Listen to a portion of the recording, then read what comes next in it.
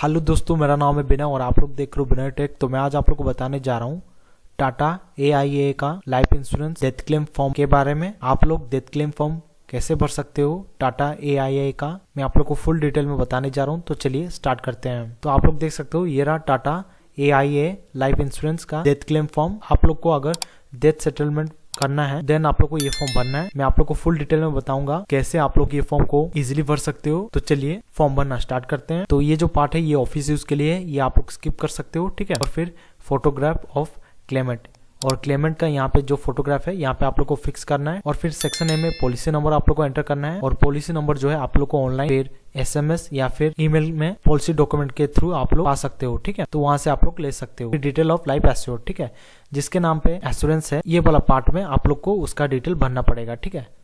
फिर name of life assured जो भी है, मिस्टर मिसेस जो भी है, ठीक है। फिर उनका नाम रहेगा, फिर फादर्स नेम उनका, फिर डेट ऑफ डेथ किस दिन एक्सपायर किए थे, फिर प्लेस ऑफ डेथ हॉस्पिटल में, क्लिनिक में, रेसिडेंस में, ऑफिस में, अदर्स में, अगर अदर्स है तो स्पेसिफाई करना होगा। फिर फैमिली डॉक्टर का नाम लिखना है, फिर रजिस्ट्रेशन नंबर लिखना है, फिर कॉन्टैक्ट नंबर लिखना है डॉक्टर का, ठीक है। लास्ट ट्रीटेड और अटेंडेड डॉक्टर नेम, यहाँ पे आप लोग को डॉक्टर का नाम लिखना है, फिर रजिस्ट्रेशन नंबर, फिर कॉन्टैक्ट नंबर आप लोग को लिखना है। फिर last employer detail if applicable, अगर एप्लीकेबल है नेम ऑफ द कंपनी लिखना है, name of contact person, contact number लिखना है। फिर nature of death, medical, natural, accident, murder या फिर सुसाइड, ठीक है।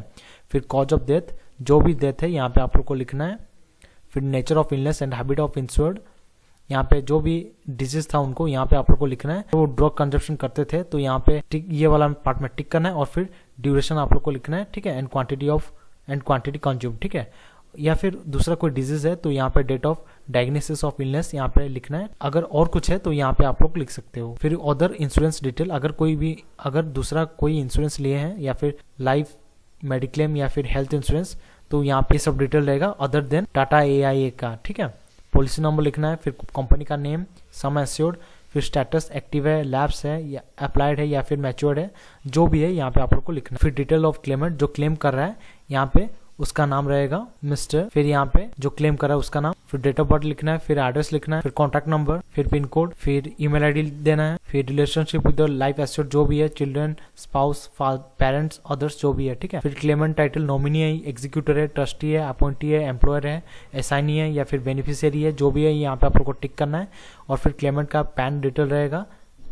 अगर आपके पास पैन कार्ड नहीं है तो आप लोग को फॉर्म 60 भरना पड़ेगा। और फिर पॉलिटिकल एक्सपोज पर्सन है, येस और नो में आंसर लिखना है, US पर्सन येस और नो में लिखना है, ठीक है। और क्लेमेंट NEFT मैंडेट और बैंक अकाउंट डिटेल, ठीक है। यहाँ पे जो क्लेम कर रहा है बैंक अकाउंट नंबर, फिर अकाउंट होल्डर का नेम, फिर bank name and branch name, फिर सेविंग अकाउंट है या करंट अकाउंट है, NRO NRE जो भी है यहाँ पे आप लोग टिक कर सकते हो, ठीक है। और फिर IFSC कोड और MICR नंबर यहाँ पे आप लोग देख सकते हो, नो कैरेक्टर का रहता है और IFSC कोड यहाँ पे टॉप में रहता है, ठीक है। ध्यान रखने वाला बात है, आप लोग IFSC कोड और MICR नंबर पासबुक का फ्रंट पेज पे भी मिल जाता है, ठीक है, वहां से भी आप लोग ले सकते हो।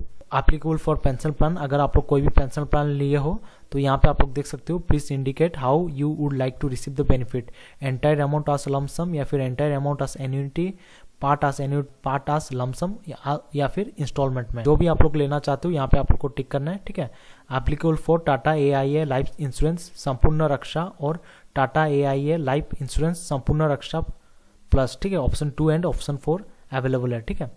Please confirm if you would like to receive the claim amount of monthly income या फिर लमसम पे आउट, जो भी है यहाँ पे आप लोग को टिक करना है। और सेक्शन C में डिक्लेरेशन एंड ऑथराइजेशन, यहाँ पे आप लोग को डेट लिखना है और फिर प्लेस लिखना है और फिर क्लेमेंट का यहाँ पे सिग्नेचर रहेगा जो क्लेम कर रहा है, ठीक है। और फिर declaration to be made by a third person या फिर बोल सकते हो विटनेस, तो यहाँ पे आप लोग को इंग्लिश लिखना है। और फिर डिक्लेरेंट का नाम रहेगा, जो भी विटनेस आप लोग लाए होंगे, ठीक है। और फिर उनका एड्रेस लिखना है और फिर डेट, प्लेस लिखना है और फिर signature of the third person जो विटनेस है, ठीक है, उनका सिग्नेचर यहाँ पे रहेगा। आप लोग को एक कैंसिल चेक भी देना पड़ता है, ठीक है।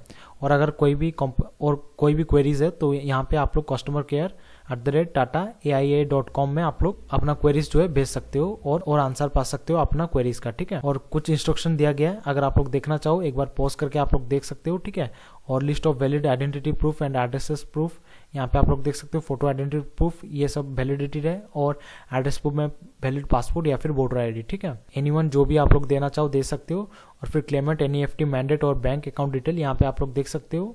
और फिर customer acknowledgement copy, individual death claim form. इसमें आप लोग को कुछ करना नहीं है, ये कंपनी की तरफ से भर के देगा, ठीक। और यहाँ पे सब इन्फॉर्मेशन दिया गया है।